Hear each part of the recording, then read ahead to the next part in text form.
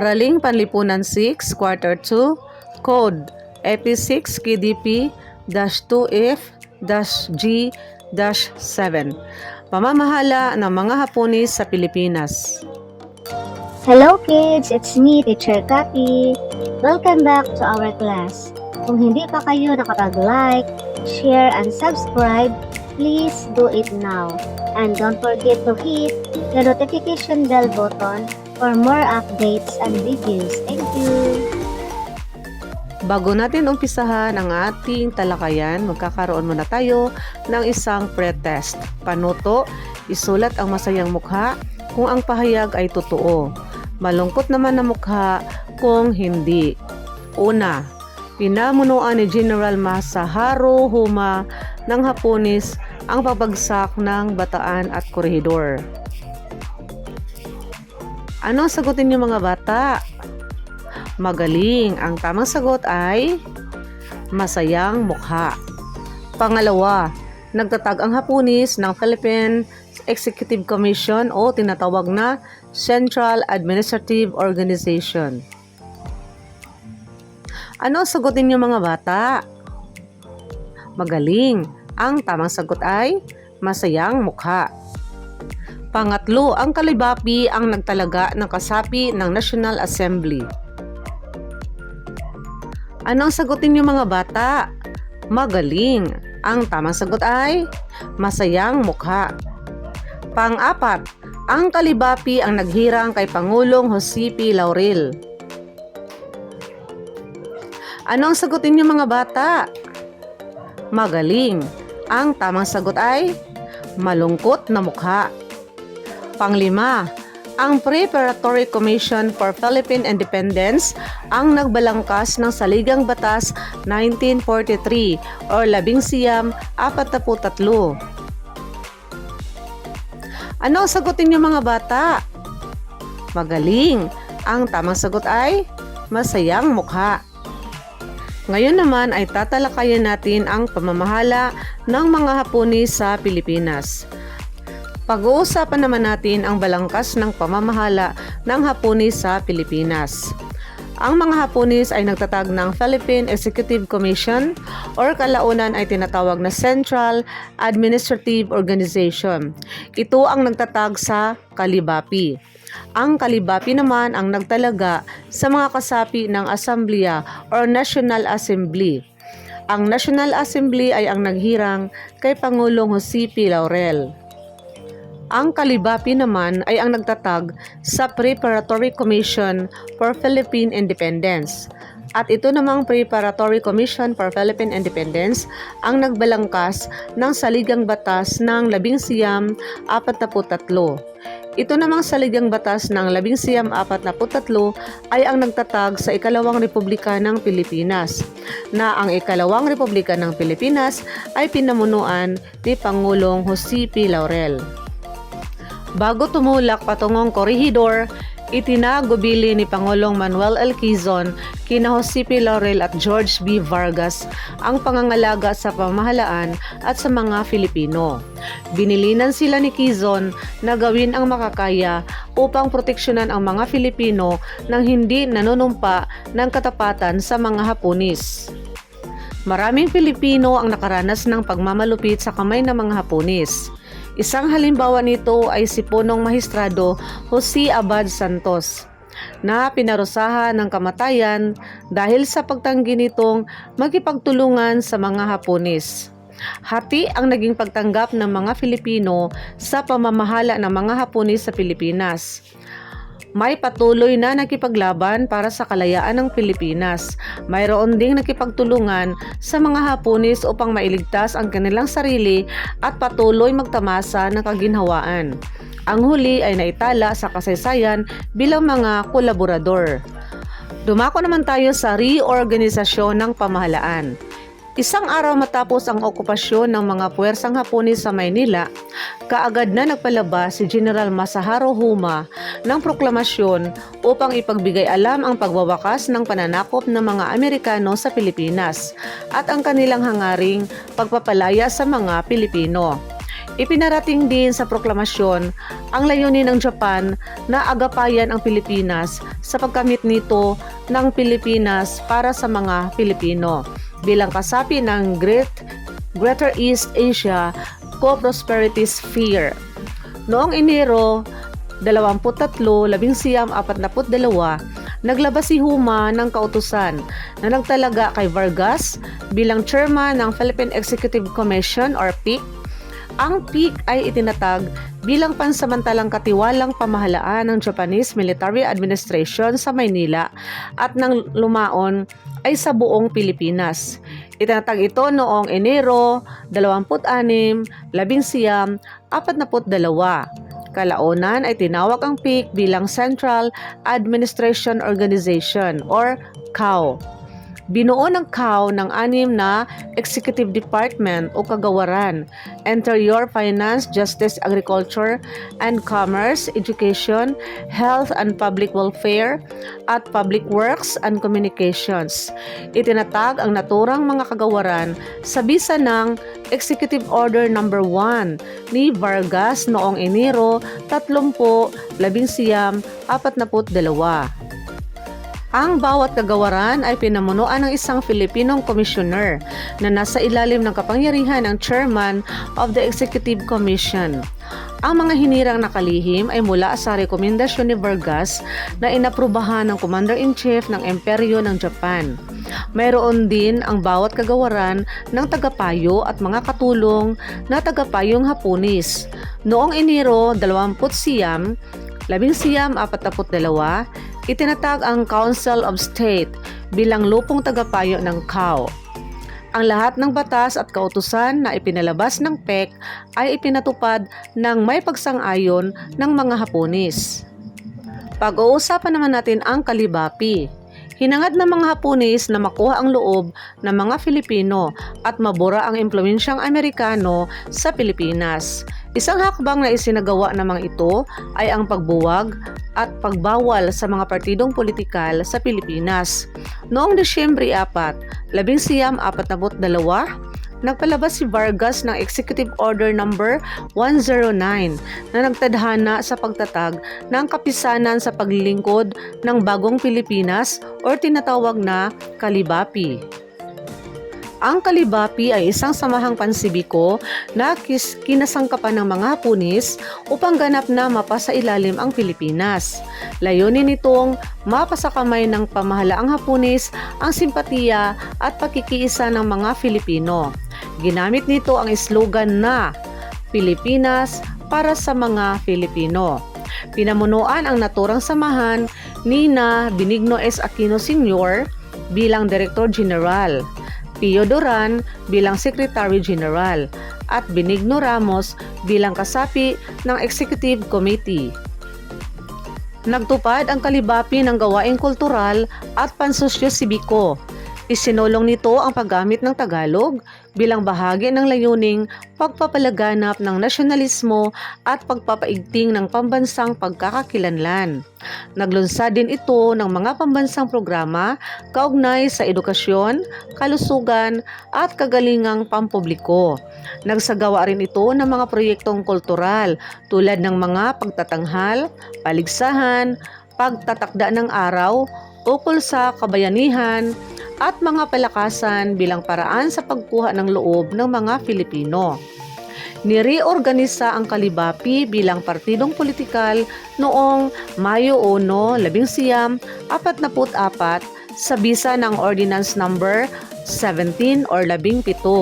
Ito ang nagsilbing tanging partidong politikal na pinahintulutan noong panahong iyon.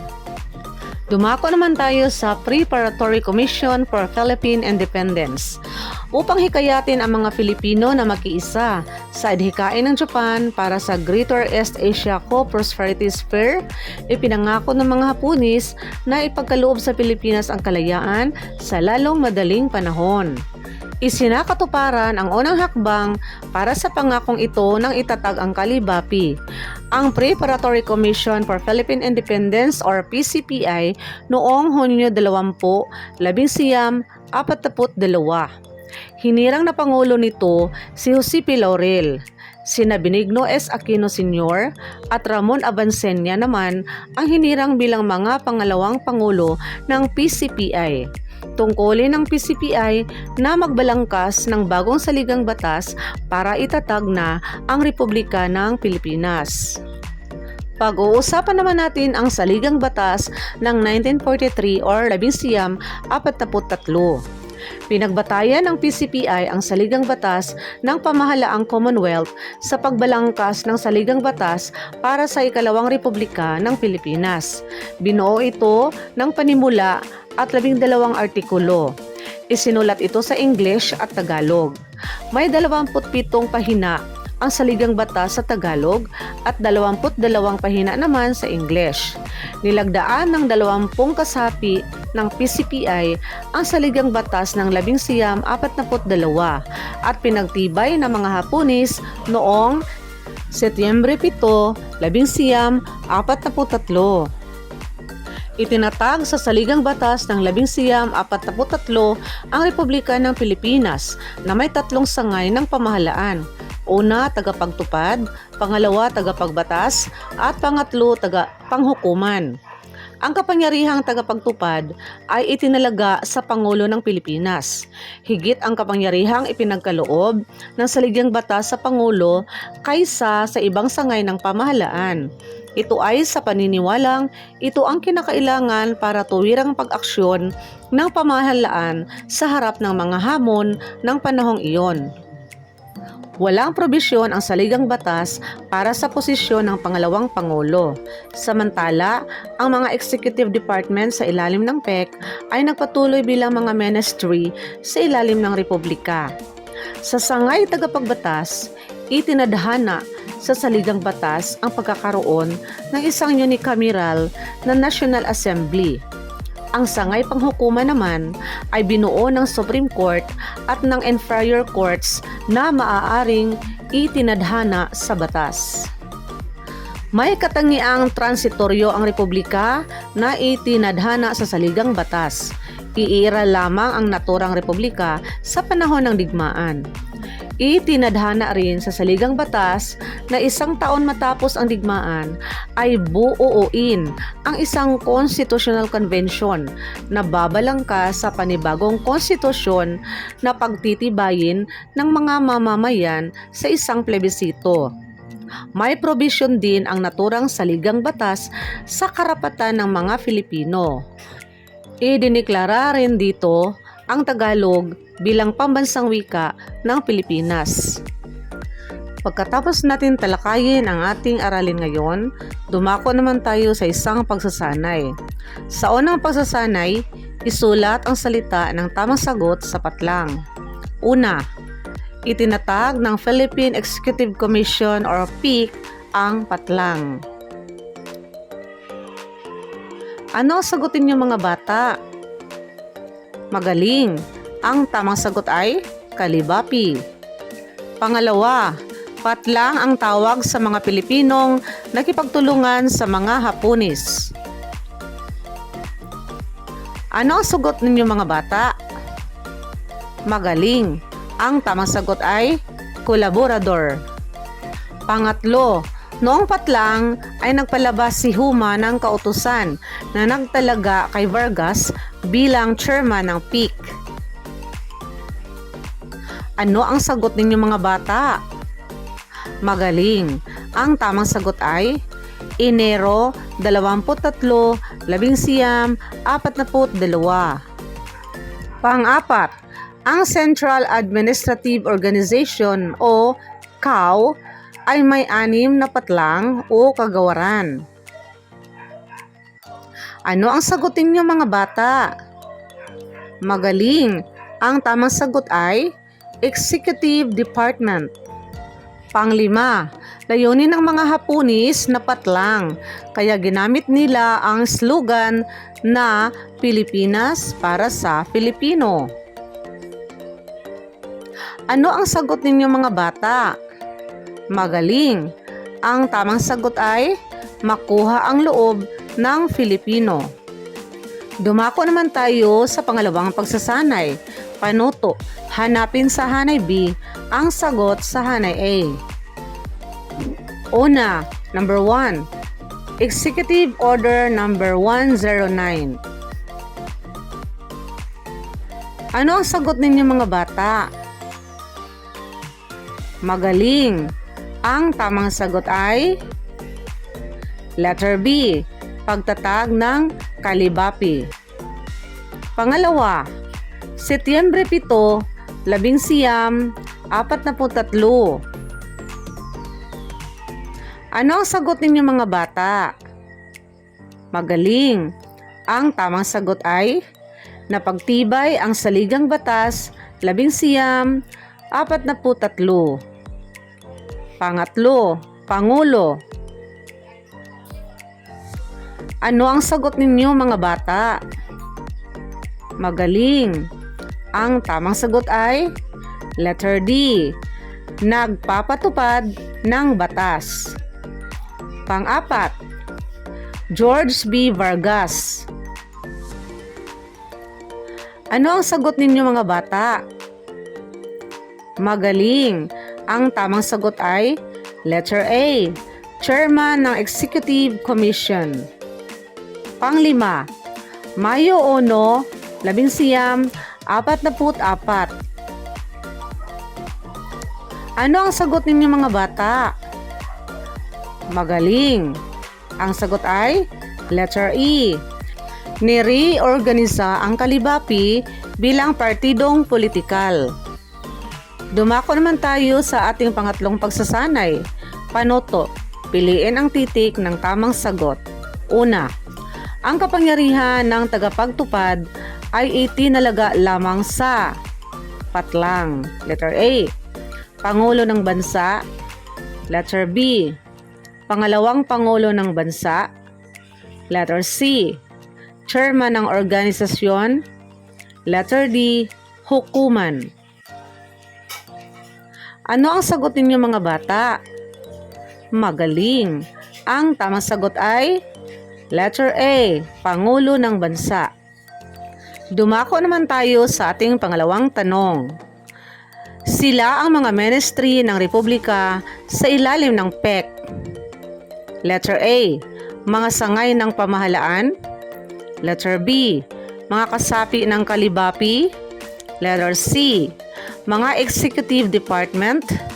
Letter D, tagapayo ng Hapones.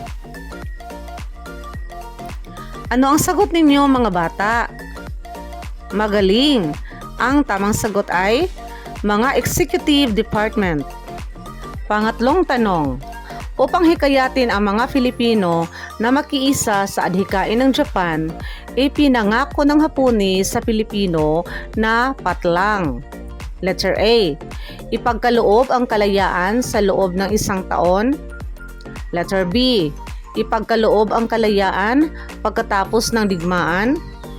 Letter C, ipagkaloob ang kalayaan kung susuko ang ibang mga Filipino. Letter D, ipagkaloob ang kalayaan sa lalong madaling panahon. Ano ang sagot ninyo mga bata?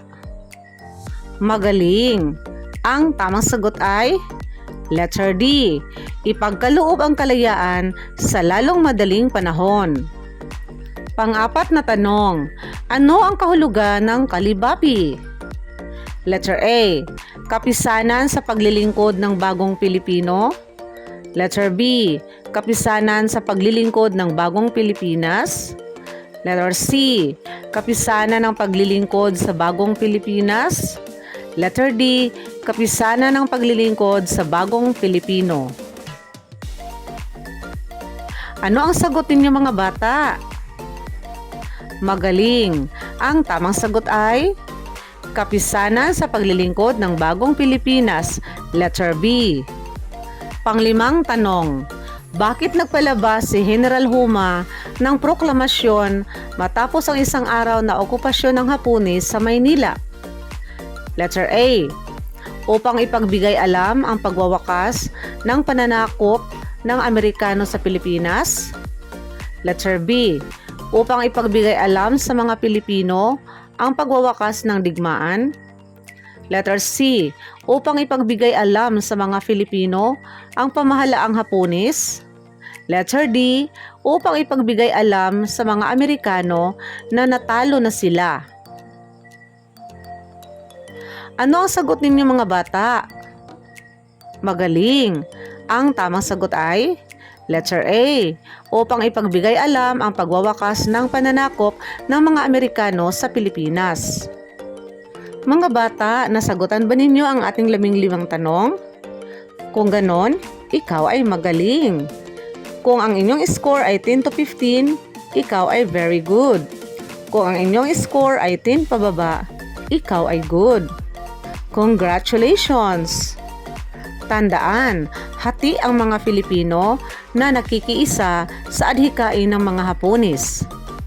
Nahirapan ang mga Hapones na makuha ang loob ng mga Filipino, kaya gumawa sila ng mga paraan.